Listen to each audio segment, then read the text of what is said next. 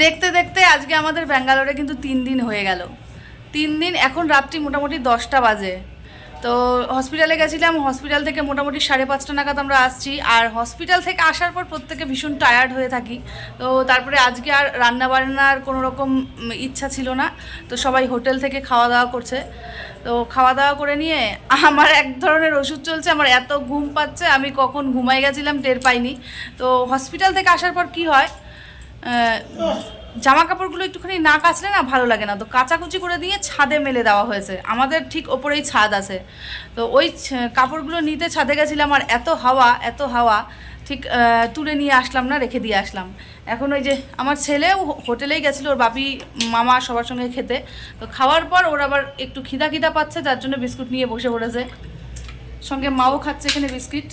মানে আমরা যখন ট্রেনে আসছিলাম, হ্যাঁ ভাত খাইয়ে পেট ভরেনি, আমরা যখন হচ্ছে কি ট্রেনে আসছিলাম বিস্কিটগুলো নিয়ে আসছিলাম, যে সব গুঁড়া হয়ে গেছে, সেইগুলোই নিয়ে বসেছে। আর হসপিটালে গেলে কি হয় বলো তো, হসপিটালে গেলে পরে সারাদিনটা কাভার হয়ে যায়, খাওয়া দাওয়া ঠিকঠাক হয়নি। আজকে সকাল থেকে মানে আমার আজকে কিছু টেস্ট ছিল, ইউএসজি ছিল, থাইরয়েড টেস্ট ছিল, তো খালি পেটে যেতে বলেছিল। সকাল থেকে আমি কিচ্ছু খাইনি। আর সারাদিন এমন হয়েছে, একটা মানুষ আমরা যখন ব্যাঙ্গালোরে আসি না, প্রচুর ট্রিটমেন্ট করানোর থাকে, হ্যাঁ এটা করাবো ওটা করাবো সেটা করাবো, তো একাই এত ট্রিটমেন্ট করাতে গিয়ে না কখন খাওয়ার কথা আজকে ঠিক মনে নেই, ভুলে গেছি। বাড়িতে আসছি, আর আমাদের হচ্ছে গিয়ে একবেলা দুবেলা মোটামুটি হোটেলে হয়, একবেলা আমরা বাড়ির থেকেই চেষ্টা করি নিয়ে যাবার। তো ডাল সেদ্ধ, পেঁপে সেদ্ধ, আলু সেদ্ধ এগুলো ঘরের খাবার নিয়ে গেছিলাম। পীযুষ খেয়েছে, ছেলে খেয়েছে, আমি খেতে পারিনি। এখানে আসার পর ওই 6টা নাগাদ স্নান টান করে নিয়ে, সকালে একবার স্নান হয়, সকালে একবার স্নান হয়েছে, স্নান না ঠিক বিকেলবেলার ওই কাপড় চোপড় কাছাকাছি একটু ফ্রেশ হওয়া, তারপরে খেলাম। তারপরে আর খাওয়ার ইচ্ছা করেনি, খাইও নি। তো এখন কি হয়েছে, একটুখানি ভাবলাম তোমাদের সঙ্গে গল্প করি। আর আমরা যে রুমটাতে রয়েছে সেই রুমটাতে দেখাই।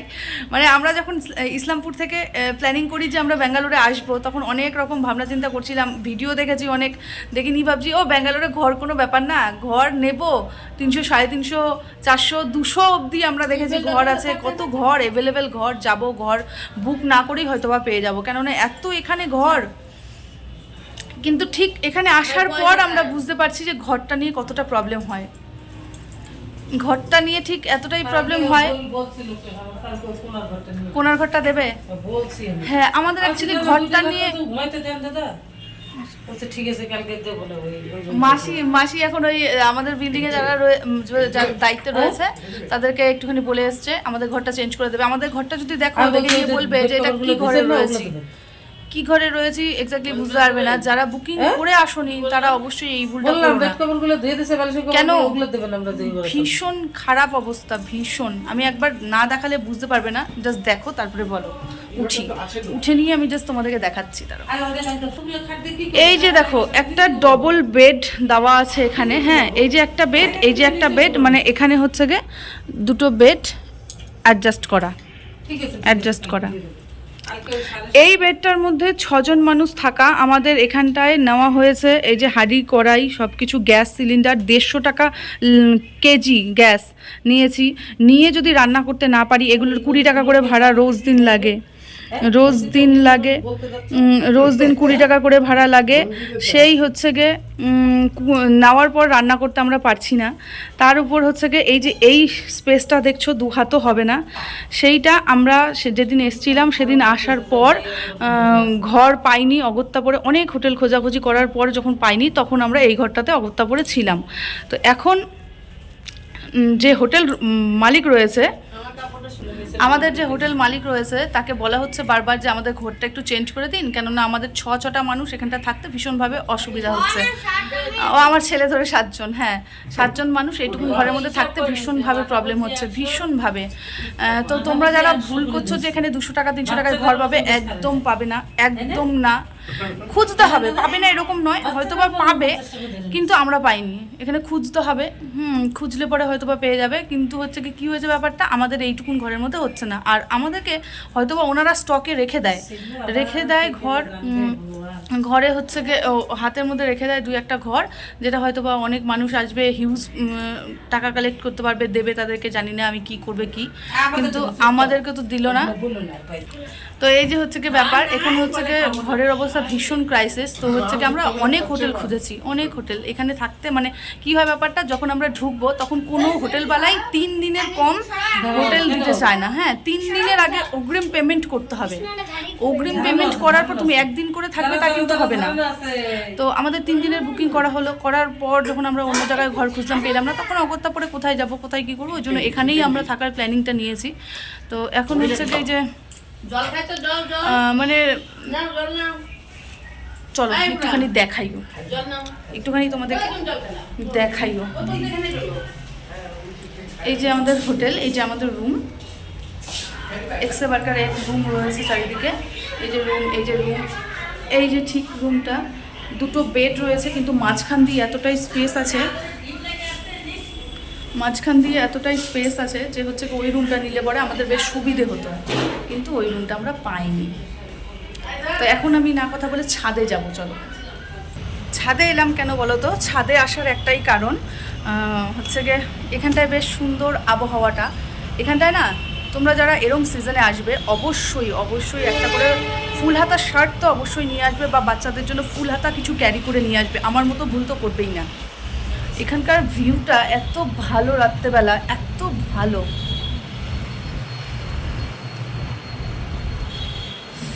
ঠান্ডা লেগে যাচ্ছে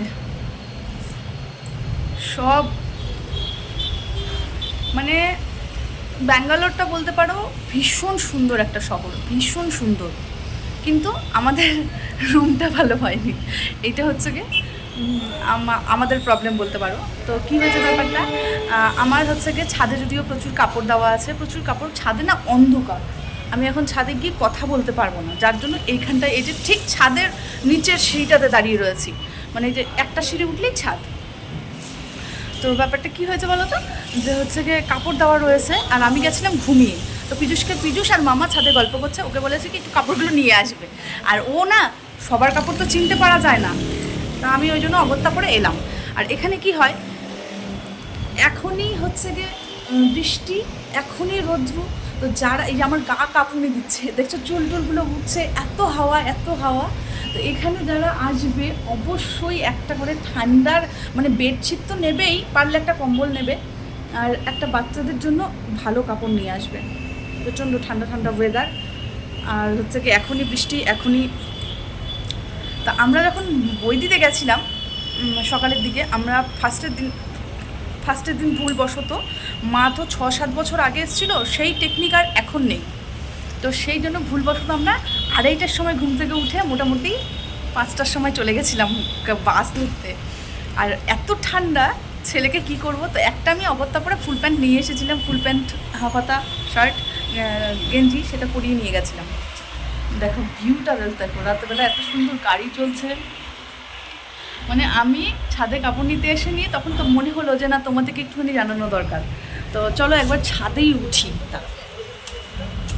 দেখাতে পারবো কিনা আমি জানি না। তারা খুবই ঠান্ডা লাগছে, খুবই ঠান্ডা, বাবা গো হাওয়া।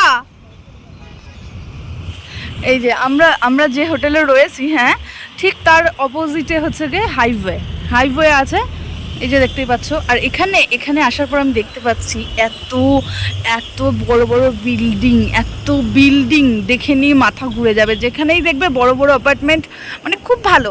আর ঠিক কোথায় বলো তো, ঠিক এই যে আঙ্গুলটা দিয়ে বুঝতে পারছো কি না, এই যে এই জায়গাটায় না সাই বাবার আশ্রম রয়েছে।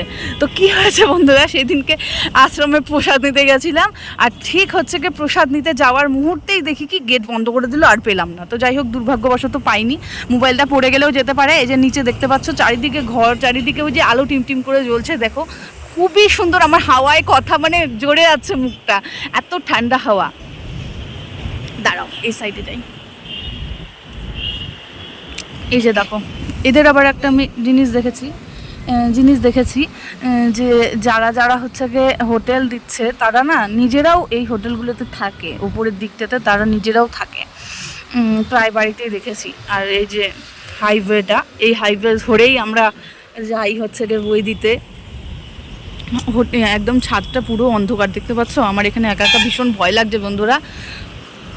পীযূষও চলে গেছে কাপড় নিয়ে। মানে মেন কথা বলতে গেলে ব্যাঙ্গালোর শহরটা তোমরা যদি আসো ঘুরতে তোমাদের খুব ভাল লাগবে। আর এখানে না অচেনা বলতে 2-1 দিন থাকলেই সব চেনা হয়ে যাবে, অচেনা কিছুই থাকে না। আর বৈদিটাও আমরা 3 দিন থেকে আজকে যাচ্ছি, যেতে যেতে আমাদের সব পরিচিত হয়ে গেছে। চলো আগে নিচে যাই, ভীষণ ঠান্ডা লাগছে, ভীষণ ঠান্ডা লাগছে, ভীষণ ঠান্ডা লাগছে। আমি ওখানে থাকতে পারলাম না, গা হাত পাগুলো কাঁপুনি দিচ্ছে। তো ওরা সব উপরে চলে গেছে, মানে ঘরে চলে গেছে, আমি আর এখানে থাকবো না। আমিও ঘরে যাই, ঘরে গিয়ে নিয়ে ছেলেটাকে একটু ঘুম পাড়াতে হবে। আমার ওই যে ওষুধ রয়েছে, ওষুধ খাবো, ছেলের চোখের ড্রপ রয়েছে, সব কিছু করতে হবে, বাকি রয়েছে সব কাজ।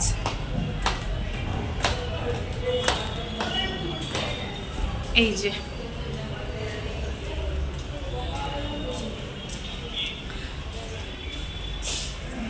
এখানে একটা নোংরা ফেলার জিনিসও রয়েছে, মানে যে যার ঘরের মধ্যে রান্না করবে, রান্না করে ডাস্টবিনে ফেলবে। যে সব কাপড়গুলো এইভাবে আমরা ঘরের মধ্যে রশি টাঙিয়ে দিয়েছি। মোবাইলটা কই, মানে কি হয়েছে, একটা পার টাইপের ছিল মোটা, হ্যাঁ শাড়ির পার, কেউ হয়তো এর আগে ছিল, তারা হচ্ছে রেখে দিয়ে গেছিলো। হ্যাঁ কেউ যেন ফোন করছিল বারবার, ওখানেই রয়েছে, আমি দিচ্ছি, দাঁড়াও, ওখানেই আছে, আমি দিচ্ছি। তো ওই পাটটাকে কী করেছি, আমরা যখন বিকালবেলা স্নান করি কাপড়গুলো তো আর শুকায় না, ওই কাপড়ের রশিটা ছিঁড়ে আমি চারিদিক থেকে লাগিয়ে দিয়েছি। তখন ওর মধ্যে কাপড়গুলো মেলে মেলে দিই, যেন হাওয়াতে মোটামুটি গোটা রাতে শুকিয়ে যায়। কি করছিস তুই? ফোন করছি আমি তো, ওই আর কি দেখলি। আর হোটেলের ব্যাপারটা আমি পরে ডিটেলসে আরেকটা ভিডিও না হয় করে দেবো। এখন হচ্ছে যাই, একটু অনেকটা সকাল সকাল উঠি তো, একটু সকাল সকাল ঘুমোলে পরেই বেশ ভালো হয়। চলো, খুব ভালো থাকবে, গুড নাইট।